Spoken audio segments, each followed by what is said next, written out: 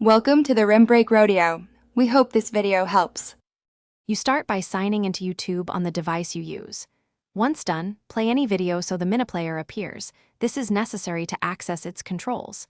Make sure you're on the main app view or desktop site and note where the small floating player sits. If on mobile, tap the video to reveal overlays. If on desktop, move your cursor near the player. These steps get you immediately to the controls so you can switch the Miniplayer off. Now you act. Tap or click the Miniplayer to expose the close and expand options. On mobile, drag the player downwards or hit the small X in the corner. This dismisses the Miniplayer and returns you to the regular feed. On desktop, click the Miniplayer close button or select the main video area to switch back to the standard player.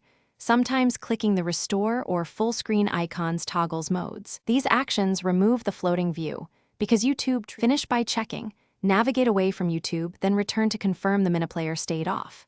If it reappears, clear the app cache, force close YouTube, and reopen. This often fixes state issues. Make sure your app or browser is updated because older builds can default to the Miniplayer. If problems persist, reinstall the app or sign out and back in to reset settings. One tip: try a different browser or device to isolate whether it's an account setting or local bug.